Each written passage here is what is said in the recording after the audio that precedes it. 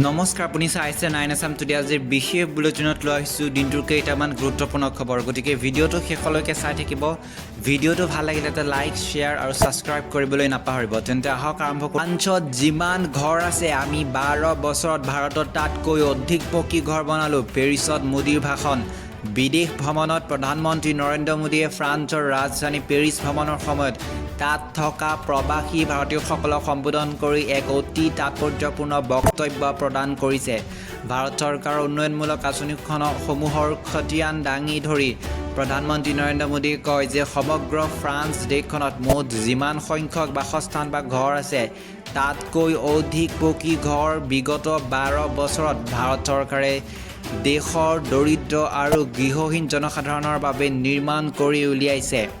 প্ৰধানমন্ত্ৰীগৰাকীয়ে এই দাবীক পেৰিছত উপস্থিত থকা শ প্ৰবাসী ভাৰতীয়ই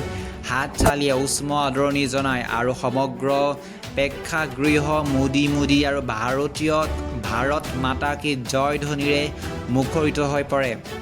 এই বক্তব্যৰ জৰিয়তে প্ৰধানমন্ত্ৰীগৰাকীয়ে আন্তঃৰাষ্ট্ৰীয় মঞ্চত ভাৰতৰ দ্ৰুত উন্নয়ন আৰু চৰকাৰী আঁচনিৰ অভূতপূৰ্ব সফলতাৰ কথা আন্তঃৰাষ্ট্ৰীয় মহলৰ সন্মুখত বহলভাৱে দাঙি ধৰে প্ৰধানমন্ত্ৰী মোদীয়ে নিজৰ ভাষণত ভাৰতৰ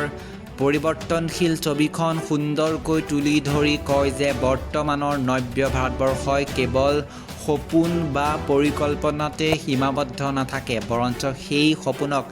নিৰ্দিষ্ট সময়ৰ ভিতৰত বাস্তৱায়িত কৰিবলৈ দিনে নিশাই কাম কৰে তেওঁ বিশেষভাৱে উল্লেখ কৰে যে প্ৰধানমন্ত্ৰী আৱাস যোজনাৰ দৰে বিশাল কল্যাণকামী আঁচনিৰ জৰিয়তে ভাৰত চৰকাৰে কোটি কোটি পৰিয়ালক পকী ঘৰ আৰু মূৰৰ ওপৰত স্থায়ী চালি এখন প্ৰদান কৰি এক বিশ্ব অভিলেখ গঢ়িছে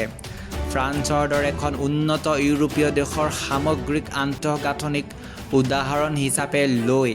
কৰা তেওঁৰ এই তুলনাই বিশ্বৰ দৰবাৰত ভাৰতৰ অসাধাৰণ কাৰ্যক্ষমতা আৰু দ্ৰুত অৰ্থনৈতিক উত্থানকে প্ৰতিফলিত কৰিছে ভাৰত প্ৰসংগত প্ৰধানমন্ত্ৰীগৰাকীয়ে কেৱল গৃহ নিৰ্মাণতে থমকি নোৰোৱাকৈ ভাৰতৰ ডিজিটেল বিপ্লৱ দৰিদ্ৰ সীমাৰেখাৰ পৰা 25 কোটিৰো অধিক লোকক মুক্ত কৰা আৰু ঘৰে ঘৰে বিশুদ্ধ খোৱা পানী আৰু শৌচাগাৰ যোগান ধৰাৰ দৰে বৃহৎ পৰিৱৰ্তনৰ কথাও গৌৰৱেৰে উল্লেখ কৰে তেওঁ কয় যে আজি সমগ্ৰ বিশ্বই ভাৰতৰ এই গতিশীল যাত্ৰাক বিস্ময়েৰে প্ৰত্যক্ষ কৰিছে ফ্ৰান্স আৰু ভাৰতৰ মাজত থকা সুদীৰ্ঘ কূটনৈতিক বন্ধুত্বৰ কথা উল্লেখ কৰি তেওঁ প্ৰবাসী ভাৰতীয়সকলক দুয়োখন দেশৰ মাজৰ সেতু হিচাপে কাম কৰিবলৈ আহ্বান জনায় প্ৰধানমন্ত্ৰী মোদীৰ এই ভাষণে ইউৰোপৰ বুকুত ভাৰতৰ আত্মসন্মান আৰু আত্মবিশ্বাসক এক নতুন মাত্ৰা প্ৰদান কৰিছে বুলি এতিয়া সৰ্বত্ৰে চৰ্চা হৈছে